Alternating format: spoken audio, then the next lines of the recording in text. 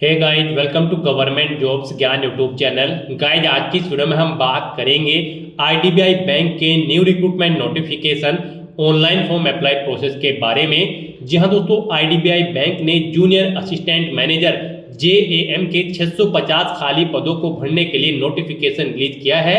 ये पद यहाँ पर 1 year post graduate diploma in banking and finance PGDBF program के थ्रू भरे जाएंगे। कैसे आप इसके लिए अपने फॉर्म अप्लाई कर सकते हो बिना कोई मिस्टेक किए हुए, इसकी पूरी जानकारी हम आपको स्टेप बाय स्टेप रजिस्ट्रेशन से लेकर प्रिंट तक इस वीडियो में देंगे। लास्ट डेट की नई अपडेट यहाँ पर आई है। अंतिम मौका है आपके पास, जल्द से जल्द आप अपना फॉर्म अप्लाई कर लें। केवल 1 दिन का समय यहाँ पर रह गया है। यहाँ पर फॉर्म अप्लाई करते हुए कैंडिडेट के सामने जो भी प्रॉब्लम आ रही है उन सभी का हल आपको इस वीडियो में मिल जाएगा।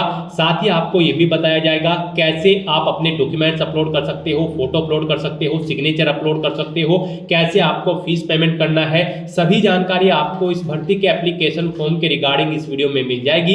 साथ ही साथ आपको यह भी बताया जाएगा कि अंतिम समय में आप अपना फॉर्म कैसे भरें जिससे आपका एप्लीकेशन फॉर्म रिजेक्ट न हो। और अगर आप अपना एप्लीकेशन फॉर्म यहां पर भर चुके हो और उसमें कोई गलती हो चुकी है तो कैसे आप उसे एडिट करके ओके कर सकते हो।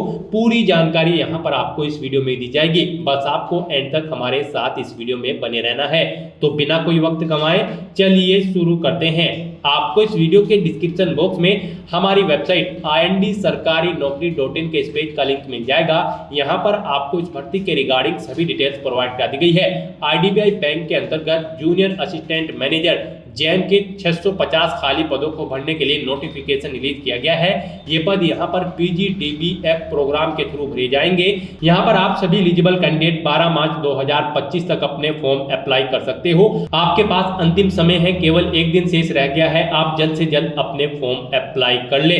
ऑल इंडिया से आप ऑनलाइन अप्लाई कर सकते हो। Graduate degree holder candidate apply करने के लिए आपको इस पेज को नीचे स्क्रॉल डाउन करना है, इंपोर्टेंट लिंक सेक्शन में आना है, ऑफिशियल नोटिफिकेशन PDF लिंक पर क्लिक करके इस भर्ती के नोटिफिकेशन को ओपन कर लेना है और इसमें से आपको पूरी डिटेल रीड कर लेनी है। यहाँ पर आपको इस भर्ती के रिगार्डिंग सभी डिटेल्स प्रोवाइड कर दी गई है, जैसे कि कैसे आप अप्लाई कर सकते हो, कब से कब तक अप्लाई कर सकते हो, क्या आपका एलिजिबिलिटी क्राइटेरिया यहाँ पर रखा गया है। पूरी जानकारी आपको यहाँ पर इस नोटिफिकेशन में दे दी गई है। आप इसे केयरफुली रीड करें, उसके बाद आप अपने फॉर्म अप्लाई कर लें। फॉर्म अप्लाई करने के लिए भी आपको हमारी वेबसाइट के इसी पेज पर ही अप्लाई ऑनलाइन का ये लिंक दिया गया है। जैसे ही आप इस लिंक पर क्लिक करेंगे तो आपके सामने यहाँ पर आईडीबीआई का ये ऑफिशियल पोर्टल ओपन होगा। गाइस, यहाँ पर अगर आपने पहले से रजिस्ट्रेशन कर रखा है तो आपको अपना रजिस्ट्रेशन नंबर एंटर करना है, अपना पासवर्ड एंटर करना है, ये सिक्योरिटी कोड यहाँ पर एंटर करना है और सबमिट बटन पर क्लिक करके अपने डैशबोर्ड में लॉगिन करके आपको अपना फॉर्म अप्लाई कर लेना है। और अगर आप यहाँ पर इस भर्ती के लिए फर्स्ट टाइम अप्लाई करने जा रहे हो तो सबसे पहले यहाँ पर आपको अपना रजिस्ट्रेशन करना होगा। उसके लिए आपको click here for new registration ये टैब दी गई है। आप इस टैब पर क्लिक करें, आपके सामने रजिस्ट्रेशन का फॉर्म ओपन हो जाएगा। यहाँ पर आकर सबसे पहले आपको अपना फर्स्ट नेम एंटर करना है, उसे एक बार फिर से एंटर करके कंफर्म कर लेना है। उसके बाद अगर आपका मिडिल नेम लास्ट नेम है तो एंटर करके उन्हें भी कंफर्म कर ले। फिर यहाँ पर आपको अपना मोबाइल नंबर एंटर करना है। उसके बाद आपको अपना मोबाइल नंबर एक बार फिर से एंटर करके कंफर्म कर लेना है। कोई अल्टरनेट कॉन्टैक्ट नंबर है तो वो आप एंटर कर दे, नहीं है तो इस कॉलम को खाली छोड़ दे। उसके बाद गाइस यहाँ पर आपको अपनी ईमेल आईडी एंटर करनी है। आपको अपनी ईमेल आईडी के शुरू के कैरेक्टर एंटर करने हैं और इस सेकंड कॉलम में से आपको अपना डोमेन सिलेक्ट कर लेना है आईडी का। फिर यहाँ पर आपको अपनी कंप्लीट ईमेल आईडी एंटर करनी है। उसके बाद यहाँ पर आपको ये कैप्चा कोड एंटर करना है और फिर आपको सेव एंड नेक्स्ट ऑप्शन पर क्लिक कर देना है। उसके बाद आपके सामने कुछ इस तरह से इंटरफेस ओपन होगा। यहाँ पर आपको एक रजिस्ट्रेशन नंबर और पासवर्ड प्रोवाइड करा दिया गया है। ये रजिस्ट्रेशन नंबर और पासवर्ड आपके रजिस्टर्ड मोबाइल नंबर और ईमेल आईडी पर भी सबमिट किए गए हैं। आपको इन्हें केयरफुली नोट डाउन करके रख लेना है फ्यूचर यूज के लिए। और यहाँ पर अब आपको अपना फोटो और सिग्नेचर अपलोड करने हैं। यहाँ पर आपको पहले अपना फोटो अपलोड करना है, फिर आपको अपना फोटो कैप्चर करना है। उसके लिए आपको गाइडलाइन दी गई है। Guideline for scanning the photograph and signature, आप इस लिंक पर क्लिक करें। उसके बाद आपके सामने ये PDF ओपन होगी। यहाँ पर आपका फोटो 4.5 सेंटीमीटर इंटू 3.5 सेंटीमीटर में होना चाहिए, 20 KB से 50 KB के बीच में होना चाहिए, JPG या फिर JPEG फॉर्मेट में होना चाहिए। उसके बाद आपको अपना फोटो कैप्चर करना है। आप वेब कैमरा के थ्रू अपना फोटो कैप्चर कर सकते हैं या फिर यहाँ पर क्लिक हियर टू स्कैन इस ऑप्शन पर क्लिक करें। यहाँ पर ये QR कोड स्कैन करें और अपने फोन से इस QR कोड को स्कैन करने के बाद आप अपने फोन से यहाँ पर अपना फोटो कैप्चर कर दें। इसके लिए भी आपको कुछ चीजें ध्यान में रखनी है।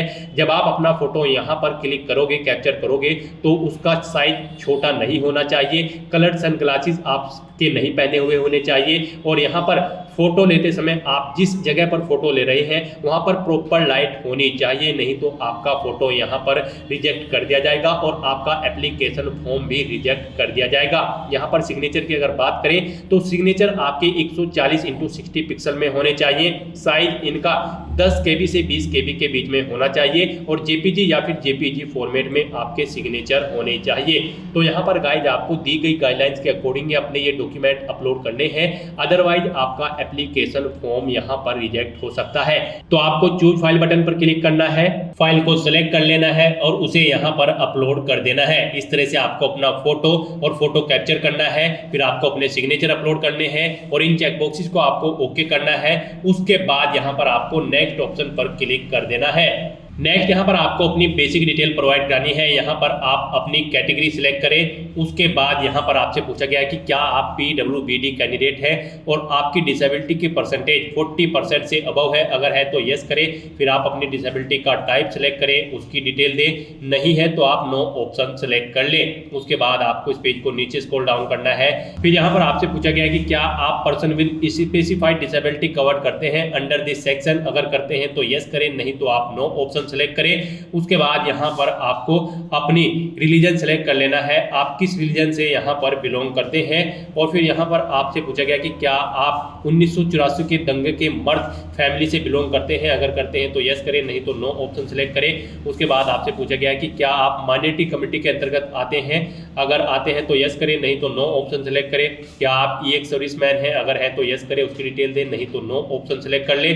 फिर यहाँ पर आपको अपना डोमिसाइल डिस्ट्रिक्ट एंटर कर देना है, फिर आपको अपना स्टेट सिलेक्ट कर लेना है, फिर यहाँ पर आपको अपनी नेशनलिटी सिलेक्ट कर लेनी है। फिर यहाँ पर आपसे पूछा गया कि क्या आपको कभी किसी रिक्रूटमेंट से यहाँ पर रिस्ट्रिक्टेड किया गया है, अगर किया गया है तो यस करें, नहीं तो नो ऑप्शन सेलेक्ट करें। उसके बाद यहाँ पर आपको अपना एग्जामिनेशन स्टेट सिलेक्ट कर लेना है, किस स्टेट में आप एग्जाम में पार्टिसिपेट करना चाहते हैं, फिर उस स्टेट की सिटी आपको सिलेक्ट कर लेनी है। उसके बाद यहाँ पर आपको अपनी 2 ID प्रोवाइड करनी है, आप यहाँ पर ऑप्शन सिलेक्ट करें। फर्स्ट ID में आप क्या प्रोवाइड करना चाहते हैं, PAN card, passport, driving license, आप अपने अकॉर्डिंग ऑप्शन सिलेक्ट करें, उसका नंबर दे। फिर आप अपनी दूसरी ID यहाँ पर सिलेक्ट करें, उसका नंबर दे। फिर यहाँ पर आपको अपनी डेट ऑफ बर्थ सिलेक्ट करनी है। उसके बाद यहाँ पर आपको अपना जेंडर सिलेक्ट करना है। फिर आपसे पूछा गया कि क्या आप जुड़वा भाई बहन हैं, अगर है तो यस करें, उनका जेंडर दें और नाम दें, नहीं है तो आप नो ऑप्शन सिलेक्ट कर लें। उसके बाद आपको अपना मैरिटल स्टेटस बताना है। फिर यहाँ पर आपको अपने फादर का नाम एंटर करना है, फिर यहाँ पर आपको अपनी मदर का नाम एंटर करना है। उसके बाद यहाँ पर आपको अपना कोरोस्पोंडेंस एड्रेस एंटर करना है, फिर आपको अपना परमानेंट एड्रेस एंटर करना है। और अगर आपका परमानेंट एड्रेस आपके कोरोस्पोंडेंस एड्रेस के अकॉर्डिंग सेम है तो आप इस चेकबॉक्स को ओके कर दें, ऑटोमेटिकली आपका परमानेंट एड्रेस आपके कोरोस्पोंडेंस एड्रेस के अकॉर्डिंग फिल हो जाएगा। फिर यहाँ पर आप अपना GST इनवॉइसिंग एड्रेस सेलेक्ट करें, किस एड्रेस पर आप प्रोजेक्ट में कम्युनिकेट करना चाहते हैं। उसके बाद आपको आपकी कैटेगरी के अकॉर्डिंग एप्लीकेशन फीस का अमाउंट यहाँ पर शो कर दिया जाएगा। इस तरह से सभी डिटेल्स फिल करने के बाद आपको वैलिडेट योर डिटेल ऑप्शन पर क्लिक करना है, अपनी इन सभी डिटेल्स को वैलिडेट कर लेना है और फिर आपको सेव एंड नेक्स्ट ऑप्शन पर क्लिक कर देना है। नेक्स्ट यहाँ पर आपको अपनी क्वालिफिकेशन की डिटेल प्रोवाइड करनी है। गाइड यहाँ पर IDBI बैंक की जूनियर असिस्टेंट मैनेजर JAM की इस भर्ती पर अप्लाई करने के लिए आपके पास ग्रेजुएट डिग्री होनी जरूरी है किसी रिलेवेंट डिसिप्लिन के अंतर्गत किसी वेल रिकॉग्नाइज्ड यूनिवर्सिटी से। तो यहाँ पर अब आपको अपनी क्वालिफिकेशन की डिटेल देनी है। सबसे पहले यहाँ पर आप कॉलेज का नाम दें जिस कॉलेज से आपने अपनी ग्रेजुएशन कंप्लीट की है, फिर यूनिवर्सिटी का नाम दें जिससे वो एफिलिएटेड है या फिर यूनिवर्सिटी। फिर उसके बाद यहाँ पर आपको स्ट्रीम सेलेक्ट करनी है या सब्जेक्ट जिसमें आपने अपनी ग्रेजुएशन कंप्लीट की है। उसके बाद यहाँ पर एपियर्ड हो या पास आउट हो, final year appeared candidate graduation में वो भी यहाँ पर इस भर्ती में पार्टिसिपेट करने के लिए एलिजिबल है।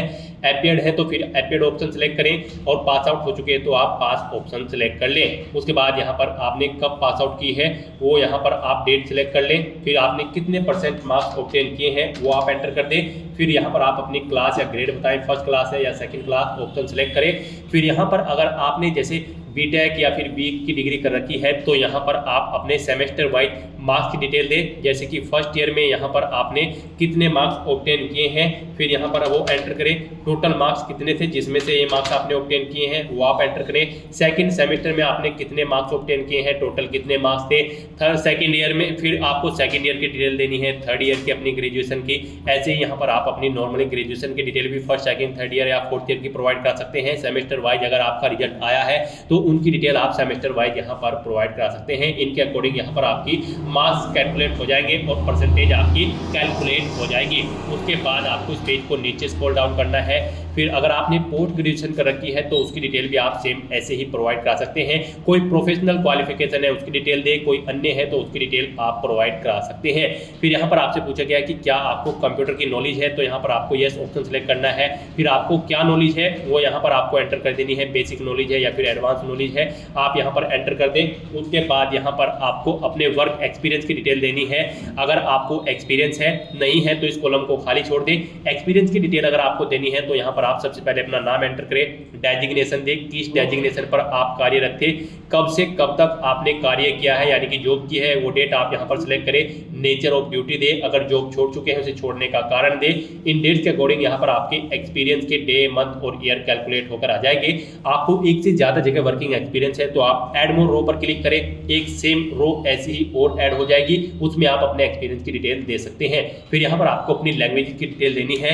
यहाँ पर आपको हिंदी लैंग्वेज आनी जरूरी है, इसे रीड राइट और स्पीक आना आपको जरूरी है। उसके बाद आप जो ओल्ड लैंग्वेज जानते हैं उनका नाम यहाँ पर एंटर करें और उनकी डिटेल दें। फिर यहाँ पर आपसे पूछा गया कि क्या आपने प्री एग्जाम ट्रेनिंग ले रखी है या फिर लेना चाहते हैं, तो यहाँ पर आपको येस या नो अपने अकॉर्डिंग ऑप्शन सेलेक्ट करना है।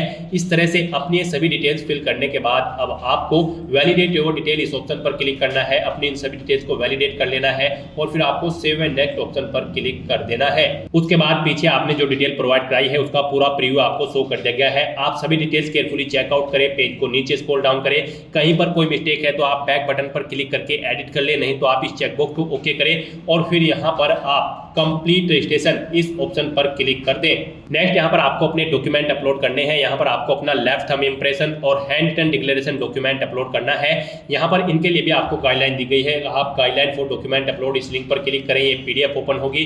यहाँ पर आपका जो थंब इंप्रेशन है वो 20 KB से 50 KB के बीच में होना चाहिए, 3 सेंटीमीटर इंटू 3 सेंटीमीटर इसकी विड्थ और हाइट होनी चाहिए और हैंड रिटन डिक्लेरेशन डॉक्यूमेंट आपका 50 KB से 100 KB के बीच में होना चाहिए। यहाँ पर इसकी डायमेंशन 800 इंटू 400 पिक्सल में होनी चाहिए।